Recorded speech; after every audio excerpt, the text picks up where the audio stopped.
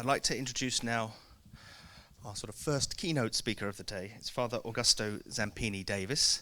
You'll see in your program a half-page biography of him. I won't go through all that now, but just to remind you that he's CAFOD's Theological Advisor and an honorary fellow at 3 universities. And he's recently conducted a series of international workshops on Laudato Si.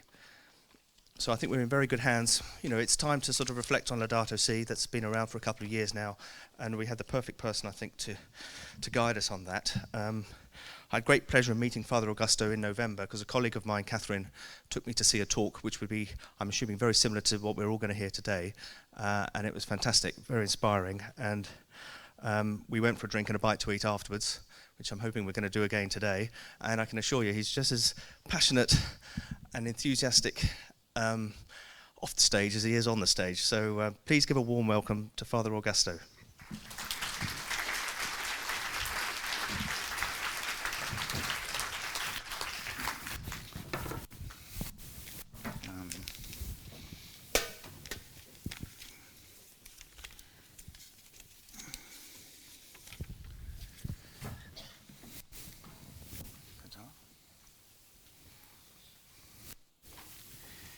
Good morning to everyone.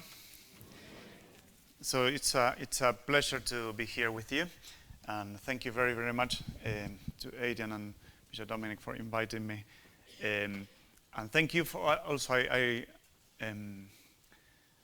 was moved a little bit by not just by the prayer, but also by the Bishop's words about giving time. So thank you very much for that. I feel honored also to talk in the day of St. Thomas Aquinas. I'm not sure we will do justice to him, but we'll try our best. The first thing I would like to do with you, because we were a bit like praying and reflecting and listening, so I will propose to have an exercise so we can move a little bit. So I will ask you a question, a very, very important question.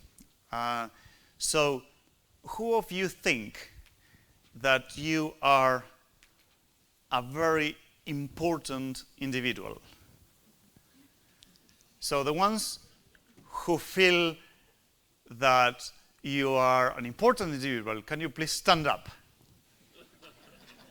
So I can have a sense of who I'm talking to.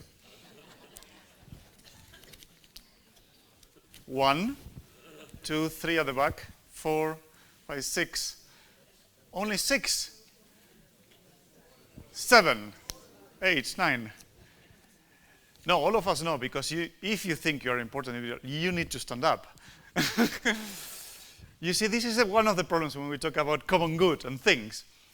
Of course we are important individuals, but if only 7 stand up, what happens with all the rest of the society? How are we going to consider ourselves? I'm sorry to go backward. Allow me please to start this talk in going back to basics, because as we said, we are having difficult times where we are denying the obvious things. So please allow me to go back to basics. So many people think that we are important individuals because we are unique. And we are, in a way. So I am, which is those who study Bible, I put it on purpose, but am I Robinson Crusoe? Meaning I am important just because of me. Here you have a Robinson Crusoe picture. And because we are in the day of Thomas Aquinas, I would like to bring some light from a philosopher that Thomas Aquinas brought to Christianity, that is Aristotle. Now, Thomas Aquinas met Aristotle through the Muslim scholars. And that's why he had some trouble at that time. Just a note about that. But Aristotle said many, many years ago, or 8 centuries before Christ, that a man, or we can say a man or a woman, but is by nature a social animal. And any individual who is unsocial naturally and not accidentally, well, it's a bit philosophical, is either beneath our notice or more than human. Or put differently, anyone who either cannot lead the common life or a life with others, is so self-sufficient as not to need to, is therefore outside society, or a beast, or a god. In other words, we don't exist if we don't live in a society. And why is so important to go back to basics? Because for Christianity, of course, we are important individuals because we have been created in the image and likeness of God. Now, if you go to the book of Genesis, being created in the image and likeness of God means being created in an image of a community. God created men and women. He created in their likeness. And so everything what is good is what we have in common, because God created everything for all humans, but also what we have in common with God is this relational existence, is that our individuality, our self, flourish only in common. And so when we talk about the common good, or when we question, are we good neighbors or not, we have to remind ourselves that we are already neighbors, whether we like it or not.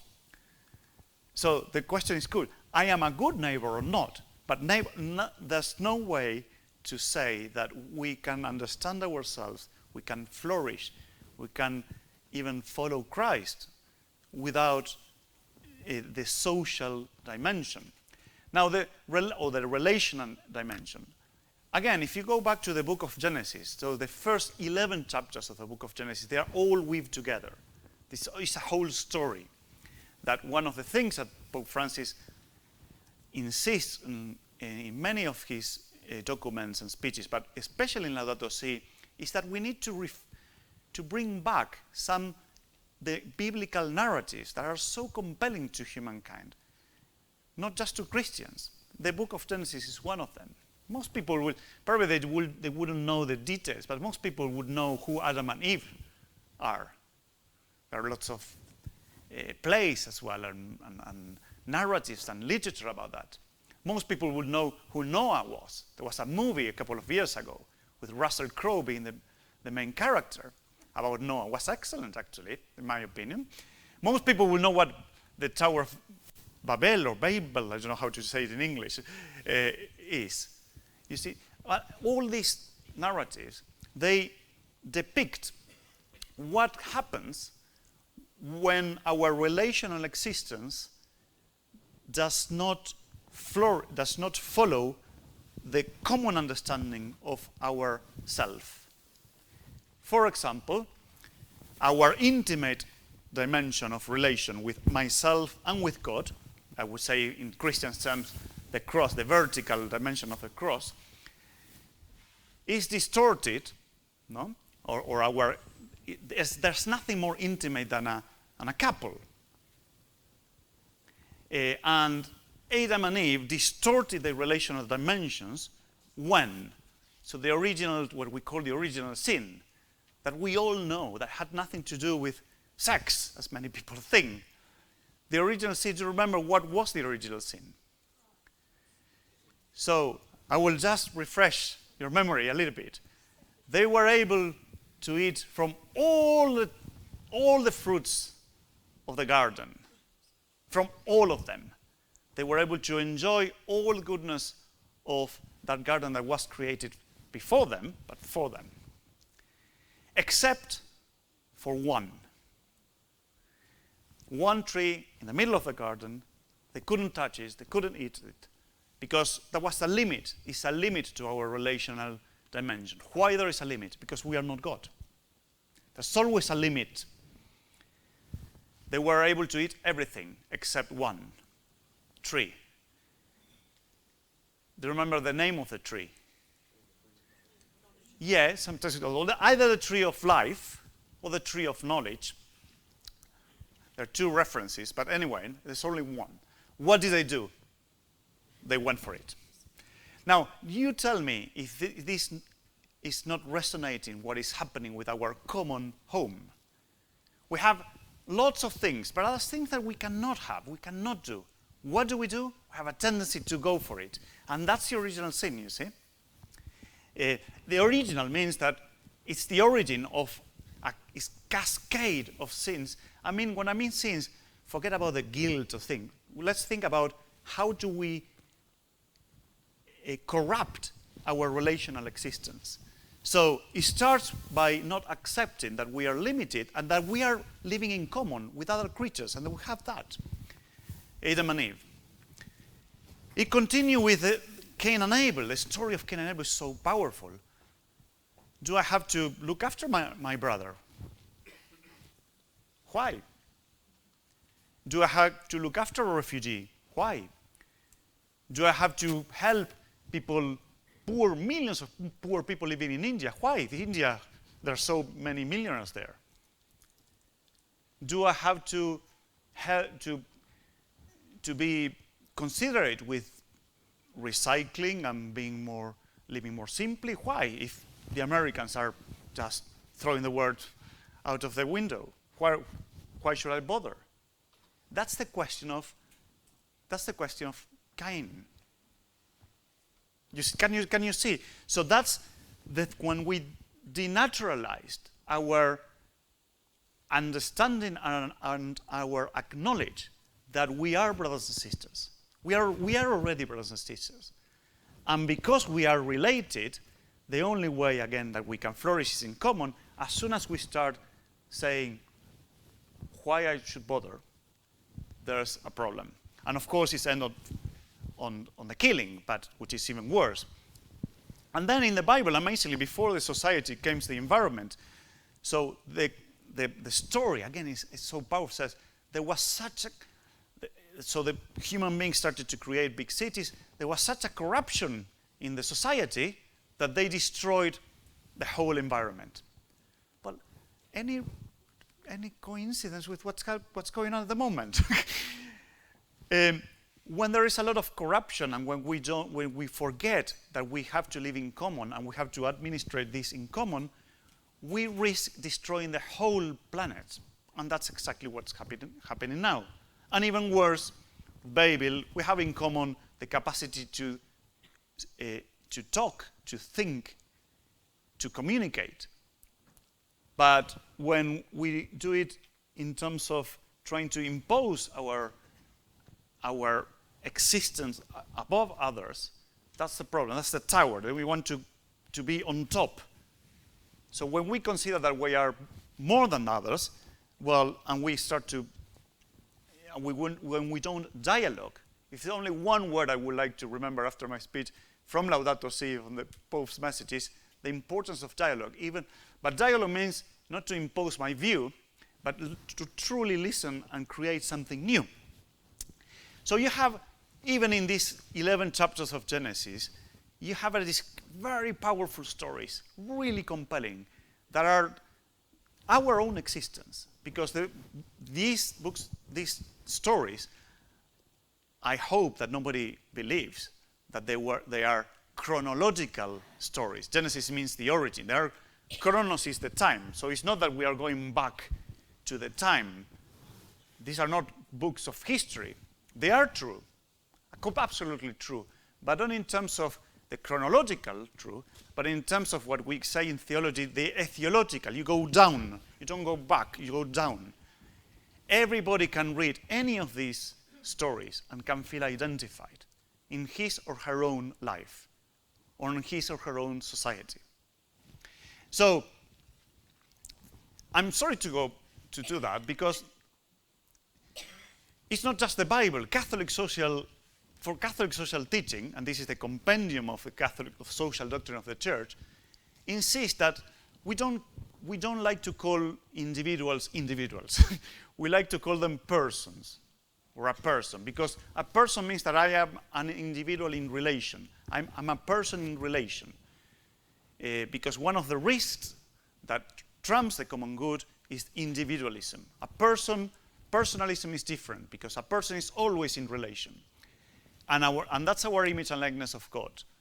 It involves existing in a relationship with the other I, because God himself, one and triune, is the communion of the Father and the Son of the Holy Spirit. This is the theological explanation of what I was trying to say before.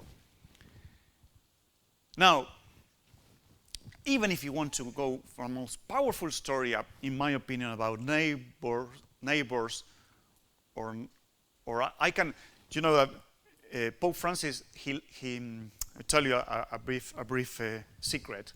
Don't tell anybody. So, do you know that Pope Francis, well, have you heard him? If you have heard him once, he speaks like this, a bit with pause, and he's a gentleman speaking.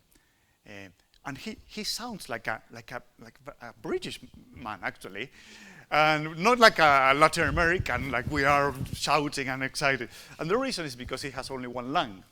But because of that, he has developed a particular love to words and literature. He loves literature, he loves to read, and he loves to play with words. And in his speeches are amazingly short for a Latin American, but he's always playing with words. And I will come back for that. But because he can play with words, I can say, well, if the Pope can play with words, why can I not? And I can invent a word in English that is neighboring, no? So more than neighbor. And that comes, in my opinion, from this very, very strong story that I won't repeat it because I think that you all know it. That is a parallel of the Good Samaritan. But if you remember, the parable of the Good Samaritan, it started with a dialogue. So, and a lawyer asked him, what do I have to do to inherit eternal life? And Christ, and Jesus including him in the conversation. Instead of saying, well, what you have to do is this and this, what any priest or bishop would do, Jesus said, and what do you think? You are a lawyer, you know how to read, you know the law. What do you read in the law? And he said, oh, okay, I have to love the Lord with all my heart, with all my soul, with all my strength, with all my mind, with everything. What Bishop Neumann was saying before, the whole dimension of our existence.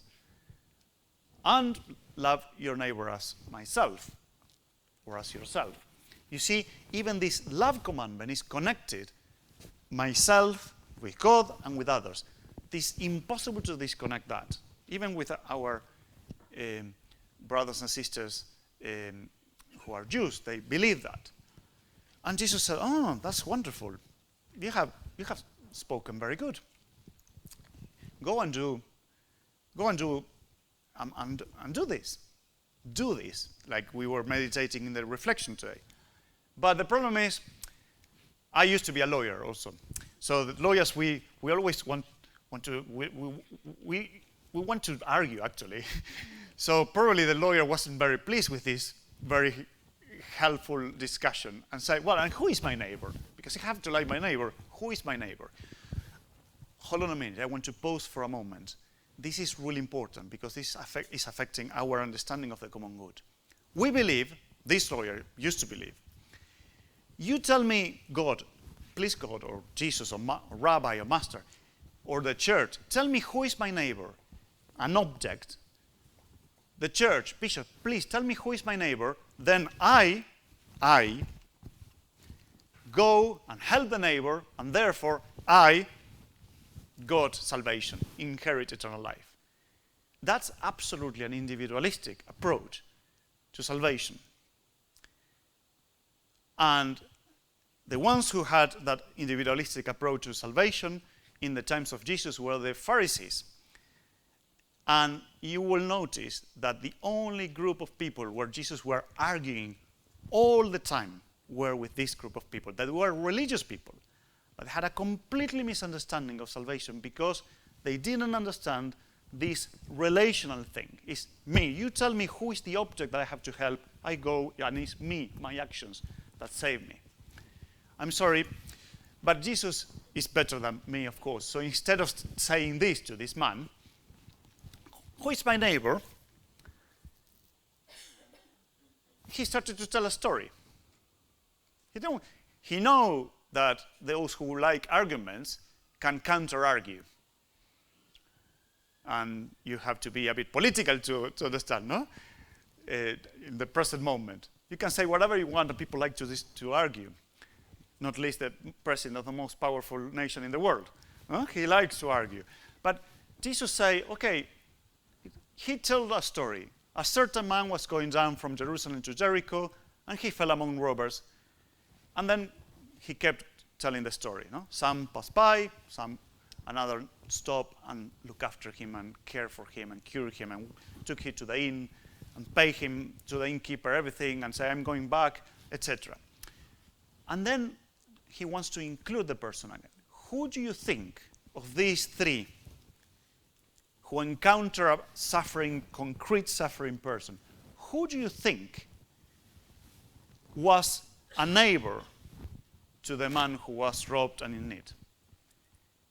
Look at the question of Jesus. So the original question is, who is my neighbor?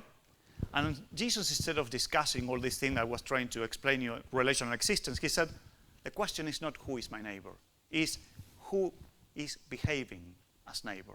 Because neighbors are all of us. We are neighbors. So, but the lawyer was not stupid, and he said, the man who had mercy on him, go and do likewise. Again, the same commandment. Okay, if you know it. But why I'm bringing this story? For three reasons. First, this story is an example of what Pope Francis wants to do in terms of dialogue. We cannot just tell the people what to do. We need to be wise and include them into and bring them into the conversation. Second, this story is an example of what we call the methodology in Catholic social teaching.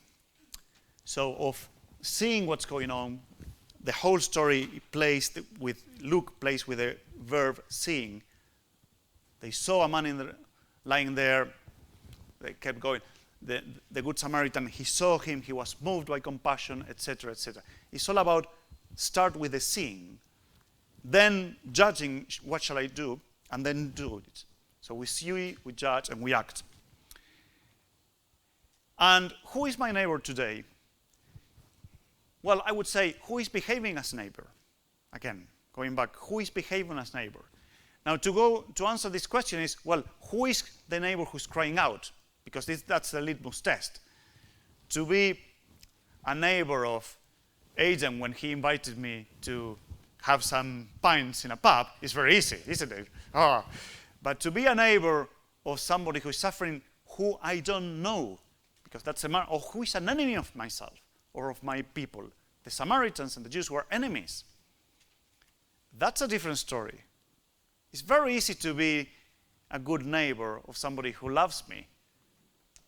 Now, the idea is to be a good neighbor of somebody who I don't know, or somebody who don't like me, or somebody even who might hate me. That's the level that Jesus wants to take us, to promote the common good. Now, there are two groups of cries that are really, really, really loud at the moment. One is, as we know, the cry of the poor. It has always been loud, but now is particularly loud. Because it's true that part of the world is a better place to live. We are in that part of the world. Although we have problems, but it's still, in comparison with previous decades or centuries, it's good. I mean, 1 century ago, we didn't have the facilities that we have now. But there are still people crying out of poverty, even in these places. And people say, well, that's the collateral damage. Well, I'm sorry. That's not enough. But still, there, even globally, and I'm here to talk more, given a global picture, is completely unacceptable that millions of people around the world, they don't have access to clean water. Just to start with, clean drinking water. If you drink water, what happens? You die. If you drink not good water, what happens? You have diseases. If you don't, just this is the basic thing that we need. That's why the baptism starts with water. It's the source of life. We're talking about millions of people, not some. We are talking about millions of people who has no access to health care, who have no access to education, who have no access to even to the way we trade, or who are exploited. And they are crying out. Now, we might know that. But what Pope Francis says is that, hold on a minute, we are also listening to another cry, that is the cry of the earth. The earth is crunching. Perhaps here in England we don't notice it that much because we are a bit distant to the places where it's really, the cry is really loud. But I had been very fortunate in traveling, and I've been in different parts of the world, and you just have to see. You just have to open your eyes and see. Of course, 99% of the scientists agree that the earth is crying out in an unprecedented way because we are pushing her. With our activities, with our way we live, we trade, we consume, we waste. Only 1% of the scientists disagree. Guess who are sponsored by? By the fossil fuel industries. And that's why it's so scary that in Trump's ministry, in Trump's group, the majority of them, they are closed, or they have been working with the fossil fuel industries. But you won't see any single serious university research that is not agreeing with this. You might have details, etc., but we are producing, for the first time in millions of years, a unique change in the ecosystems of the world. The first time in millions of years. And it's our creation. And therefore, we need to do something. But what the brilliant thing that the Pope says is that these two cries, the cry of the poor and the cry of the earth, they are connected. They are not different. They might be different because there are different subjects in them, but they are connected. Why? Because the origin, if you go down, the origin of this cry is the same. This individualistic, self-centered understanding of humanity, which is producing a particular model of economics, a particular model of politics, a particular model of lifestyle, is the same cause of the cry of the poor and the cry of the earth. And therefore, while we try to fix, as the bishop was saying before, some of the things on the surface, we need to tackle the root, and the root is the same. So, going back to who is my neighbor, so what I would be delighted, not just me, but after Jenny's talk also, if today we can reflect together, and I include myself, if we can insist in that moving from who is my neighbor, who I have to help, about we are all neighbors, who is behaving as neighbor, who give me an example so I can be inspired and I can change and I can convert myself.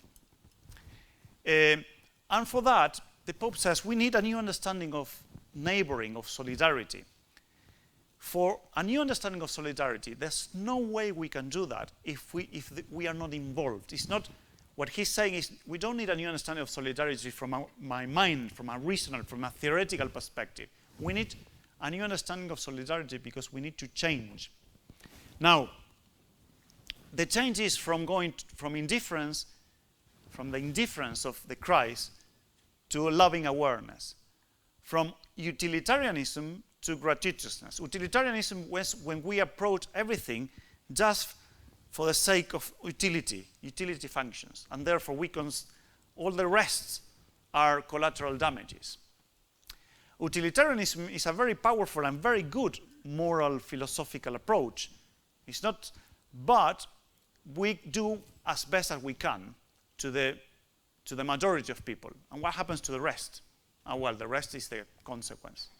Well, that's not exactly what we believe in according to our faith. Gratuitousness, we also have lots of things in our lives. We are not self-made man or self-made woman.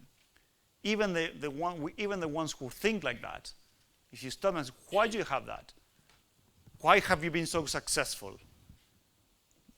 All these people who don't want to pay taxes and want the government to, well, I don't want to pay taxes either. I mean, it's always good, but all the things you say, no, the least intrusion of the government, the better. But why have you been so successful? Because you have a kind of structure where you can build your business, for example.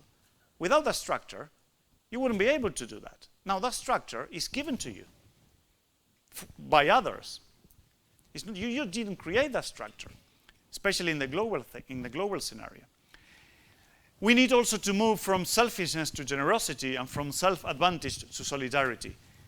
The driver of our life, of our ordinary life, daily life, cannot be just self-advantage. Can you imagine if we all moved with this driver? The world will collapse, and is collapsing, and it is collapsing, and that's why Pope Francis is saying, stop. Pope VI, St. John Paul II, Benedict XVI, they all were urging for a change in the way we address not just poverty, but also the way our relation with nature. They were urging that. Paul VI mentioned that we need an urgent ecological conversion in 1971. Now, I'm not very good in mathematics, so 1971 was like 46 years ago. It was urgent. Now, that's almost my life. I haven't experienced that push of urgency for an ecological conversion in my entire life. Actually, I've just started now, a couple of years ago, myself. So, are you okay so far? So, let me take you back to Laudato Si, because all this was to connect why I'm talking about Laudato Si in this day, that the question was neighbor and globalization. So people say, what has this to do? Because Laudato Si is about ecology. Well, this is a discussion I had with a communication team in CAFOD every day. I said, please, Laudato Si is not about ecology. Of course, there's an emphasis on the ecological crisis. Laudato Si is about the way we live. It's about humanity. It's about how do we develop as human beings. And one main topic is ecology, of course. Because the ecology, we cannot develop without taking into account our environment. Now, when we talk about environment, don't think just about seas and trees and forests and rivers, but think about when you wake up. When you wake up, what do? Turn off the light, go to the bath, you have light. Go to the bathroom, you have a shower, you have water. You turn off or on the heating, you have heating. You go to work, you take the tube or the train or the car, you have transportation. And previously, forgot, you have breakfast, you open the fridge, you have food available. All that is our environment, is your environment. Now, billions of people in the world, they have a completely different environment when they wake up. So when we talk about environment, think about, concretely speaking, what is your environment? This is our environment. When I wake up, I don't have electricity, I don't have water, I don't have transportation, I don't have heating. Now, this is not to feel guilty, but this is the environment of millions of people in the world. So it's good to have it in our mind. But going back, so the methodology of the encyclical Laudato Si, which is the latest social encyclical, just in case somebody missed that, and an encyclical is in the highest rank of papal authority to teach. So I'm surprised, even in my parish, people, they haven't read it. They haven't even opened it. Anyway, the methodology that the Pope wants to take us, and I'm not going to go into detail of the content of the encyclical, but I want to take you through the methodology, because if we understand the methodology, you will be able to further the encyclical when you analyze it in depth. The methodology you don't start with a Pope telling us what to do. The Pope says, let's start with what we see. What do we see?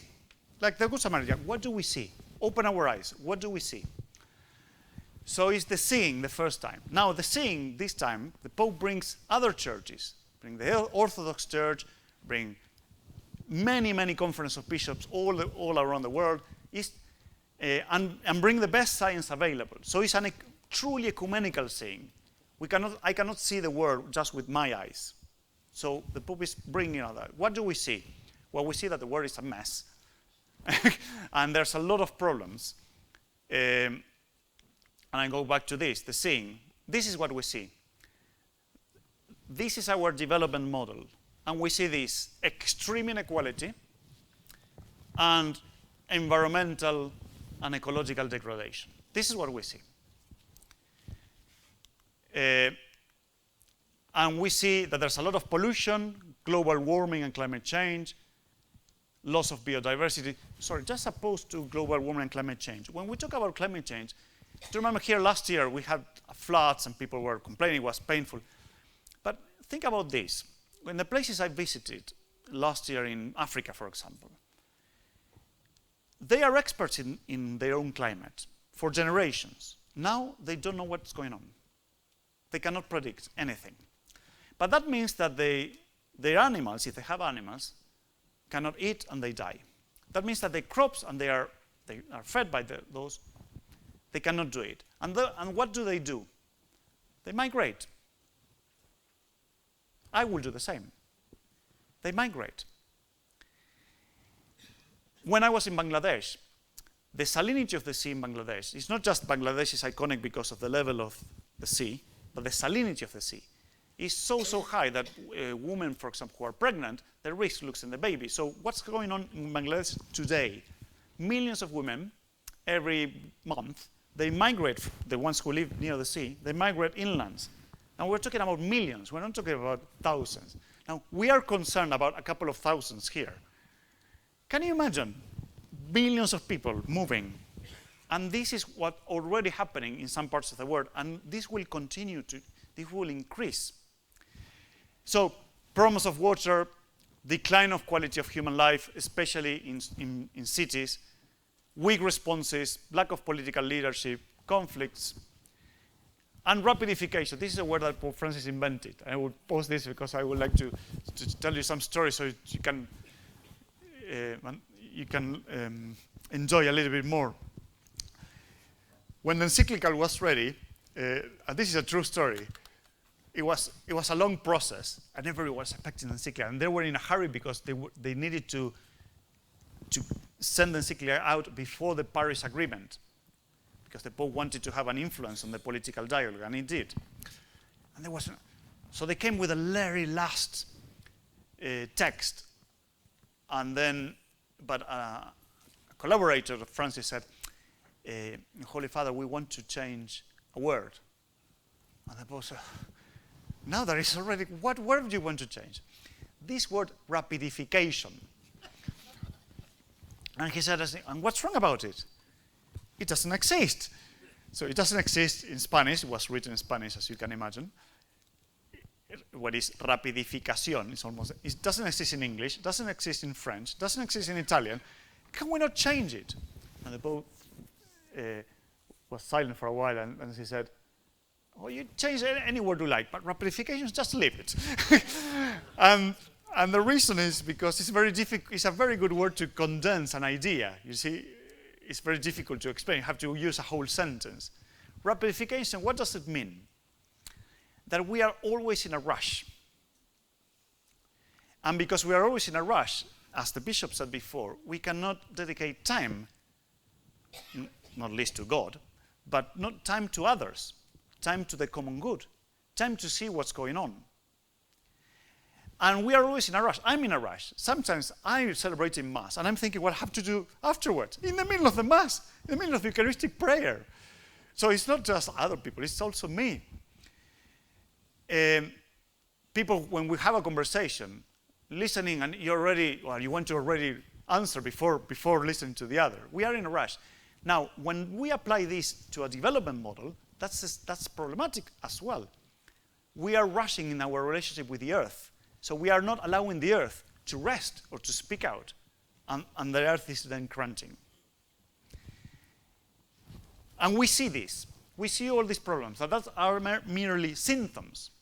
Now, what the Pope says is that we need to judge also this in the light of the gospel and of the tradition of the church. And then, this is in chapter 2. This is one of the best titles of a chapter in encyclical I've ever seen. The Gospel of Creation. So he is uniting the both testaments. The Old Testament, creation, the New Testament, the Gospel. The Gospel of Creation. And in the Gospel of Creation, he explained again, nothing terribly new, but here we explain again the importance for Christians to be good carers of the word. He doesn't use too much the word stewards, because stewardship is a bit misleading, and people say, well, to be a good steward is to tick the box.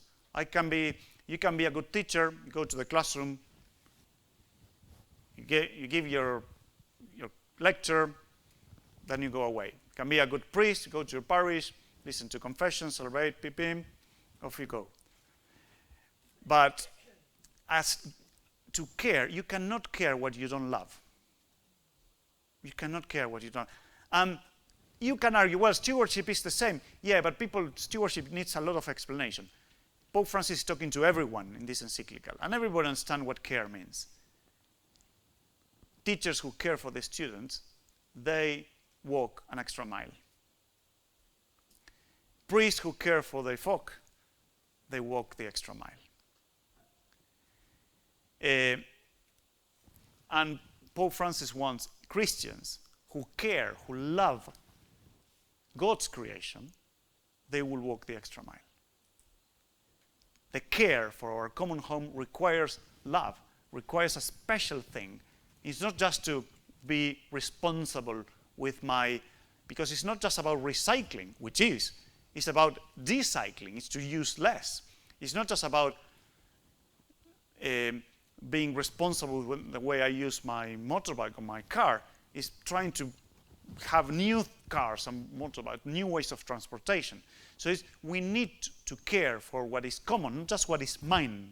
Because also responsibility is about what is about me, where our care is about more, bigger picture. Oops. Yes. And then he moves on to the analysis. So he analyzed all the symptoms of the socio-ecological crisis in the light of the gospel and the Bible and the tradition of the church. But then he says, I'm not happy just I want to analyze the roots of the crisis.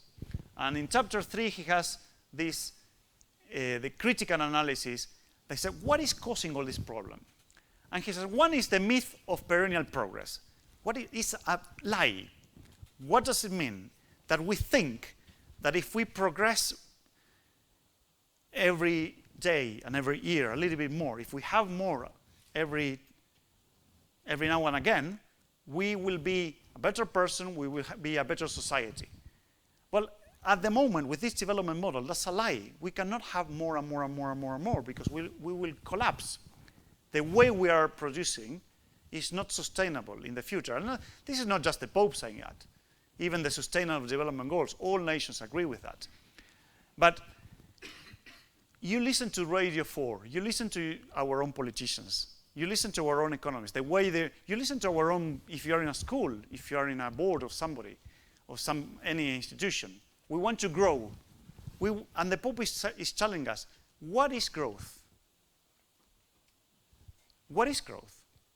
Because growth is, yes, to have more than the year before, but that means that people are going to be worse off. Well, is that growth? Globalization of indifference. Yeah, we are giving a globalist word, but he's saying we have never ever had all the context and the possibilities to know what's going on around the world, and we are being indifferent. Lack of political will, a throwaway culture. We throw away things. We throw away things. The world is like a pile of filth, but we throw away people as well. The ones who are not productive, we discard them. Children and adults, disabled. We don't need them. They are not productive. Well, you see, is that development? Is that growth? Consumerist life. We are defined by what we consume, not by what we really are in relations. And also the prevailing technocratic paradigm. Technology is not neutral. Technology is influencing all our aspects of life. And that means that the ones who control technology controls economics, controls politics, controls our own life. So the Pope is saying, of course, technologies could be an advancement. But we need to look at the structural problem of technology. And also technology is not going to solve the problem. We can help reduce the impact of climate change, for example.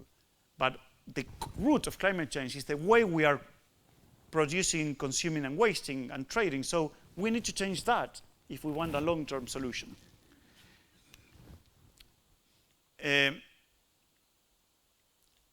So judging positively and negatively and critically, but is this what we want? No. He said what we want in Catholic social teaching is an integral understanding of human development. All the person and all creation. And I'll give you a personal example. Don't tell this to anybody, please. So, once I had a discussion with my spiritual director, and he was a bit worried. I said, oh. I said, yeah, because you are growing too fast and too much in your academic life. You have many titles, many things, but I'm a bit worried because you're growing that high, academically speaking, but emotionally speaking, you're still down there. And you don't want this gap to increase. You need to grow integrally. So think about if you want to have another degree, and try to grow also a little bit emotionally, because otherwise you will collapse. I said, oh. And immediately said, oh, exactly, that's integral human development. I said, well, yeah, you call it whatever you like. But so we need to grow with all the dimensions of our life, holistically. But all the dimensions of our lives includes creation. We are not isolated from the earth. We live in the planet. We have no plan B. This is our home. If you know, physically speaking, it took millions of years to allow the earth to produce a climate able for human life. We are putting at risk that, and we don't have plan B. We cannot go to Mars, because the way Mars is located around the sun is not feasible for human life. So we need to include that in our lives. And therefore, what the Pope is calling is for, in this critical analysis, is positive analysis as well, is not just the negative things, but it's called, in chapter 4, he talks about integral ecology. So forget about understanding ecology as the green people, we are, penguins, save them. Yeah, we need to save the penguins, of course, and the forests, it's important. But ecology, in Christian terms, is an integral thing. Why? Because we are part of the ecosystem. We are not at the center of the ecosystem. And going back to Genesis, do you remember what was at the center of the Garden of Eden? The tree. It wasn't us, but they were part. What is at the center of the first story of Genesis, the first chapter where God created the world in 7 days? A bit of interaction in it because you're falling asleep. So the center of 7, what is the center of 7? 4. What did God create the 4th day? We came afterwards. We came at the very end. So we are not at the center. What is at the center of the 4th day? What are the sun and the moon? What is the sun and the moon and stars? Energy, source of life. Without sun, we cannot live. It's amazing, isn't it? So we are part of this ecosystem. And that's why the integral ecology. And everything is interconnected, he says. So not just the cry of the earth, the cry of the poor, which is symptom, but also society and nature. We are social beings in the ecosystem. It's not nature aside, society aside. It's not the same with economics and politics and the environment. They are connected. The same with the person, human dignity, what we call in the Catholic Church, we insist about the individual human dignity. Yes, but I challenge you, every time you hear the word human dignity, challenge that. What do we mean by human dignity? Is the individualistic understanding of human dignity, or is the person in connection with a common good? Because this is what we believe. Also, the justice. You are all keen on justice. You're here. Justice is intergenerational also. The justice that, why are the people that your grandchildren deserve to have a worse world than you? Why? That's unfair. That's really, really unfair. Do you know what Thomas Aquinas said about that? When you see something that is really, really unfair and unjust, he said that's a holy indignation. So if you feel, oh no, that's unfair. Yes, that's exactly what we should feel. Culture and lifestyle, etc. We are all interconnected. The cry of the earth, of the cry of the poor, integral ecology. And finally, the lines of approach. So the Pope is not happy in just talk about what's going on, what judging, positive and negative. He said, we need to act. We need to do something. What do we do? Well, he cannot tell people what we do. But he says the key thing is we need to dialogue and to participate. Dialogue means especially those who are set aside of the dialogue in the global structure of the world. Because it's very easy for us to decide what is better for people in South Sudan. Now you go and ask them, what do they think? That's what we're trying to do in CAFOD. We are setting up the dialogue with people that are affected by climate change and poverty. We haven't started in London because it would be unfair. Participation of the ones affected and the poor. We also need ecological education and spirituality. They're all connected. Now with education, let me tell you another story of my mom. She's lovely, isn't she? But all moms. But she can be. So when we discuss about poverty with my mom, especially when I used to live 2 years in a shanty town, in a favela, in the outskirts of Buenos Aires. And my mom used to say, oh, these poor people, they have these big TVs, they use these beautiful shoes. If they were poor, they would know that they will use the money for other purposes. I said, oh, Mom, goodness sake, they have nothing. What do you expect? The TVs, they can know the world with. I mean, this is an escape for them. I mean, and also because they want to live like us. They want to catch up. And she believes that they need education. Oh yes, goodness sake. So we started always an argument with my beloved mother.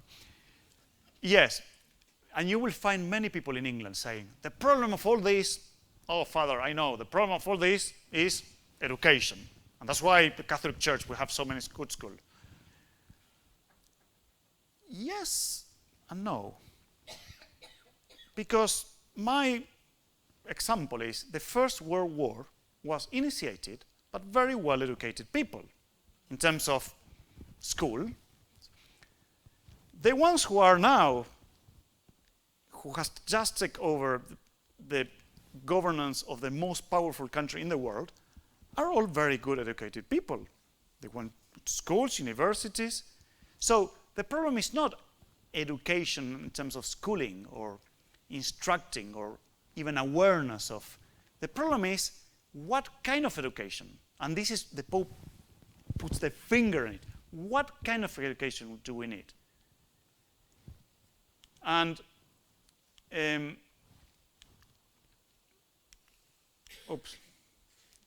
so he says that we need an education that triggers a new way of thinking about human beings, about development, about life, society, and relationships, and nature, about the common good. We need a culture of an education that can promote a culture of care, and that's a cultural revolution. He used on purpose the word that. We need a change in the education. It's not just instruction. We need an education that can promote a new universal solidarity. Notice the word, universal solidarity. So solidarity is not just the ones, my neighbors are not just the ones who are next to me. My neighbors at the moment are everybody, because we are in a common global problem that is affecting everybody and will affect us sooner or later. It's affecting now the very poor, but a couple of decades and it will affect us as well. So I will pass by this politics because it's depressing. We need this kind of politicians capable of reforming institutions, far-sighted, wise, brave, honest, open. You tell that to your MPs. But I want to finish with this, and I'm finishing. So lines of action, what do we do? Dialogue, education, but special education, and spirituality. Now, I love this part of the encyclical. That is the very, very last. Very, very few people read it because they got bored when they got to the last bit. For many years, either we are shy in promoting our Christian values, or either we impose them, and we create a kind of crusade, a cultural crusade, and then we clash. And the Pope is masterly showing us how to use our Christian spirituality in an inclusive way to sort out a global problem that we have with everybody, not just with Christians. He is not shy at all in using religious narratives, insofar as we can include others, such as Bible stories. He is not shy in including the values of the social tradition of the church, insofar as we are not imposing also our own values. So one of the problems about ecological degradation and poverty globally, and it happens to me, so I really think that this is fantastic observation. It's overwhelming, isn't it? What can I do? It's too much. And then when you feel like that, you get more isolated. You say, well, okay, I will do my best here in my square meter, but this is too much. This is the work for others. This is not for me. And then he quotes Saint Teresa of Lisieux, which is a doctor of the church, and she was brilliant because she was a nun who wanted to change the world, who wanted to be a missionary, and couldn't because of her health. So she ended up being an enclosure nun. But she developed this beautiful spirituality about that every little thing counts. That is the little way of love. Every little gesture really, really counts to promote the common good. Even if it's tiny and nobody knows about it. Every little gesture counts to change the way we are affecting the planet, to have this ecological conversion. So don't feel overwhelmed. It counts. You say, oh, I can do something. Excellent. You can do something. You can start living simpler, watching what you buy, watching what you waste, promoting something in your neighborhood, etc. Every little thing counts, depending on where you are, on your capacities. Brilliant. But it's not, unfortunately, it's brilliant, but it's not enough to change the structural problem. So he reminds us, the Pope reminds us, that love, at least love understood in Christian terms, is personal, interpersonal, and is social. Love is political, he says. Meaning not that we have to go on politics and party politics. Love cannot be understood as I don't love society because we are relational beings. I don't love the world because that has been created by God. So love has to express something to our society and to the creation. And that's why, I put here, he doesn't quote it, but to understand it, I put here the social way of love and one Oscar Romero, who has been beatified, he was a common bishop actually, but he started to see the problems of his people and change. So I put that and changed his approach of his ministry, and he became more social. Unfortunately, he was killed by that. But anyway, I'm not saying that I'm not promoting that you have to do that. But we cannot understand our being Christians and being just going to church on Sundays. That's not our faith. And you know, the church, the mass finishes. Go now to the world. Go and tell the world what you have celebrated. Christian spirituality help us also to have this ecological conversion.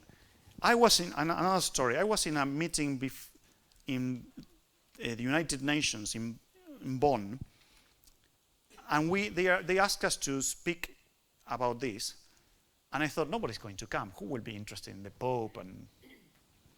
And it was a side meeting, and the French president was speaking at the same time. I said nobody will come. You know, the room was packed. Was packed. The reason they came is not because I was speaking.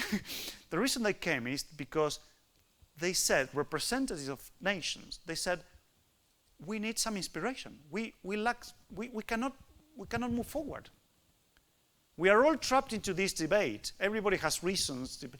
We need some spirituality. They didn't mean our spirituality, but we need something. And they said, we are so delighted that the Pope is bringing this to the world. I just couldn't believe it. I never heard that in a church. And I heard it in a meeting in the United Nations with people who were not believers. But the world needs our spirituality, again, because we can aspire to a new way of life based on the gospel. We know that mercy allows us to convert ourselves. And so ecological conversion is possible. And we know that if we do it together, it's always better, because it's impossible to have an ecological conversion on my own. And that's the fabulous thing of this crisis. We are all in this crisis together. Either we face it together or we are going down together. And it's also feasible because we have this in our sacraments. That's something that Cardinal Vincent pointed out when we launched it, the Laudato Si in Britain. We did it together with Cardinal Vincent Nichols, and we were in the tube going to the place, and we were a bit discussing, almost arguing about what we are going to say. And he said, it's so important that we can say something about the sacraments. I said, well, you said about the sacraments, I will say the rest. And he was right. I think he was right, because if we talk about the sacraments, water, oil,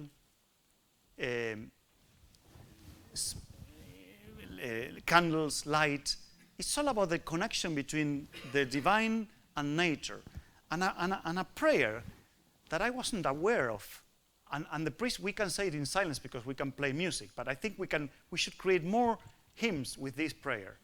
The prayer after the offertory. See, when they come with the wine and the bread, to remember what the priests say. Blessed are you, God of all creation, for through your goodness we have received the bread we offer you. Fruit of the earth and work of human hands. This is integral ecology.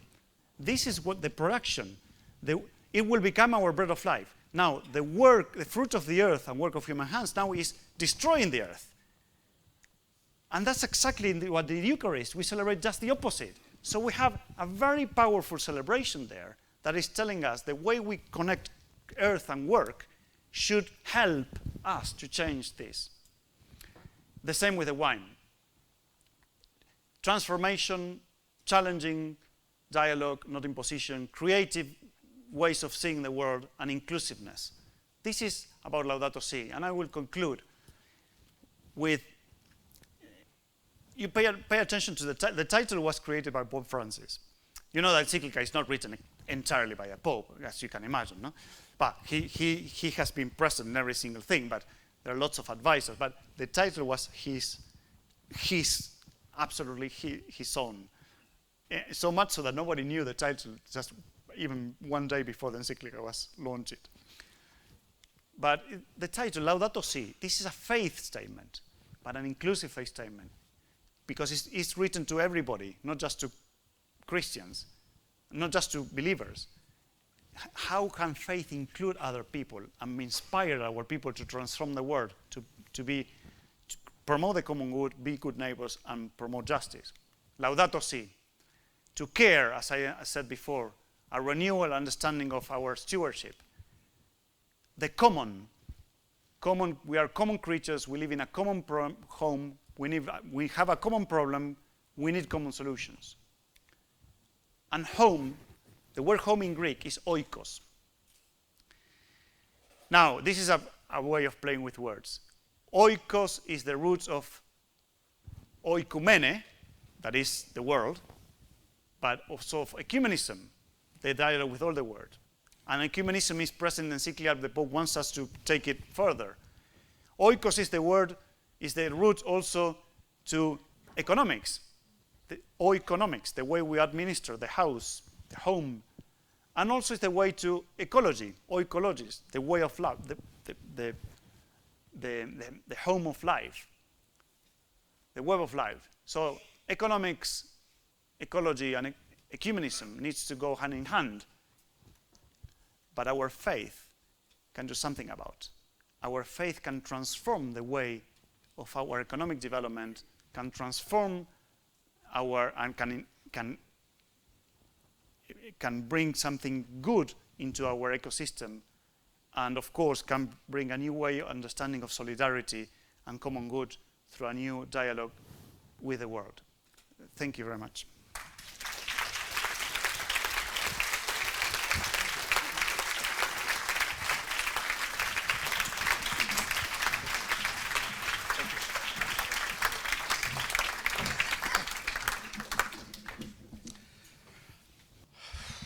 Thank you very much indeed, Father Augusto. Food for thought, to say the least. Father, he said that Pope Francis encouraged us not to be in a rush. Well, we're about 30 minutes behind schedule, but let's not rush. Let's have a good break. I think we all need it. You've got question cards on your chairs. There should be people around in badges who are happy to collect questions, but if in doubt, just bring it up to the stage. We're going to do the same after Jenny speaks, but after Jenny's talk, we'll then have an opportunity to ask Father Augusto questions, ask Jenny questions, and perhaps the two of them will answer each other's questions a little bit as well. So if you've got any questions that you want to ask, do write them down on the card and pass them on. And the other thing I should mention is that we are recording the talks today, so you'll get a chance to hear it. They'll be on the website before too long, but we'll put that as a sort of news bulletin that when the talks are available, and if you booked, you'll certainly get an email from us to say they're ready to sort of listen to. So enjoy your rest. I think it's 11:15, so should we say 11:45? Shall we say 25 minutes, so we start at 10 past 12? Okay? Thank you.